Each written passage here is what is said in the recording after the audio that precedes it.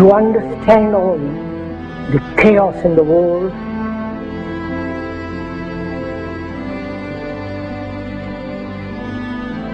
and as we have been programmed, both biologically, physically, programmed mentally, intellectually,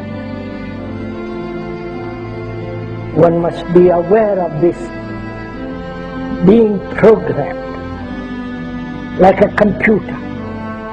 The Quran says you are busy piling up, calculating, developing your careers, your money, your occupation, your wealth, until you visit the graves. Think about it.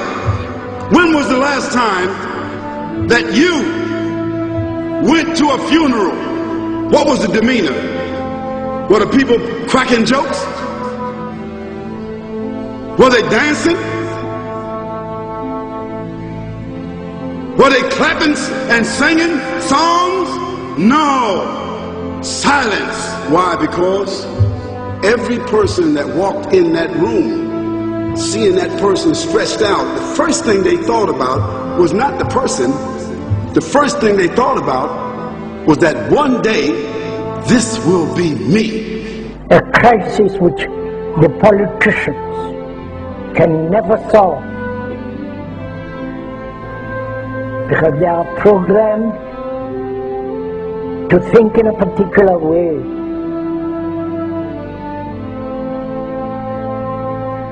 Nor the scientists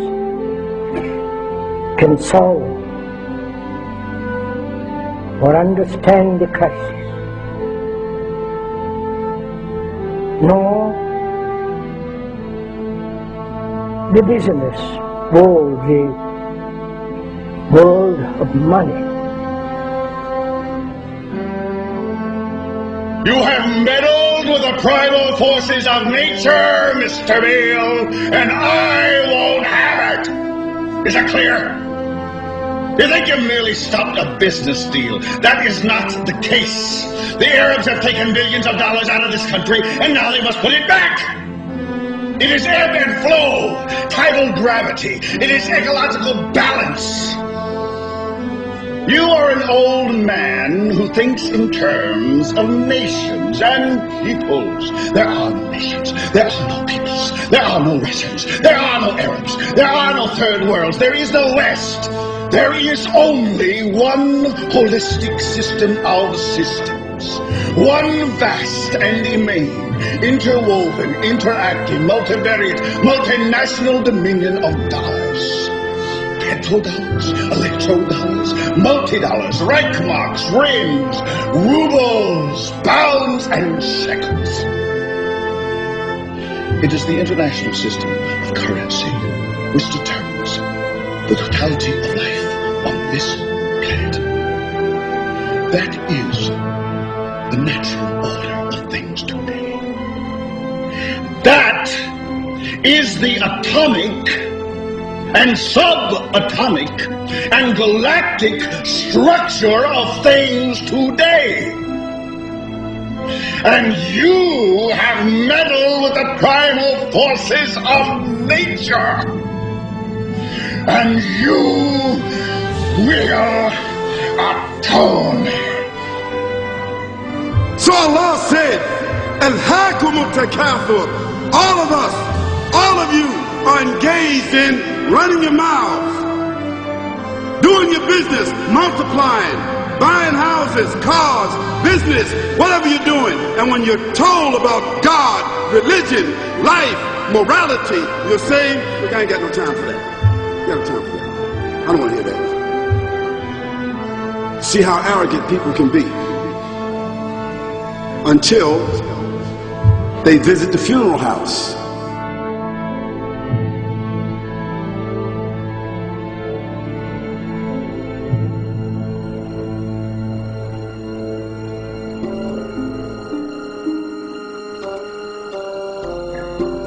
So unless One is very, very serious, not flippant, not casual, but is concerned with the whole of humanity.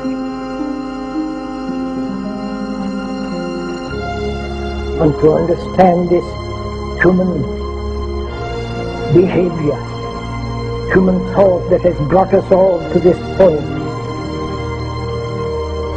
And you say to yourself, is that it? I mean, 50, 60 years, scraping, struggling, scheming, lying, stealing, fornicating, jumping up and down, begging, working, and this is the end of it? I mean, is this what's going to happen to me? Are they going to be dropping me into a hole in the ground? A hole in the ground.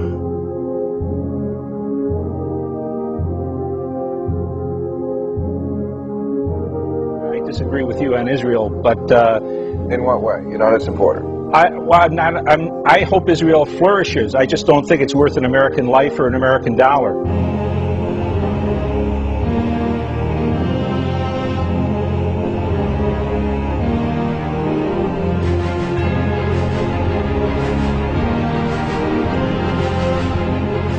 What happens in the winter? All the leaves fall off the trees and the earth goes dead. And what happens in the springtime? The water comes, generates the earth again, germinates all over again, new grass, new leaves, new flowers, new fruits. So Allah says, and a sign for them is the dead earth. After that, we give it life.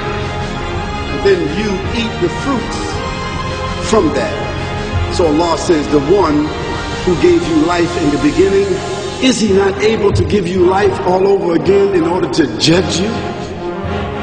Yes, certainly. You may want to deny it because you don't want to be judged.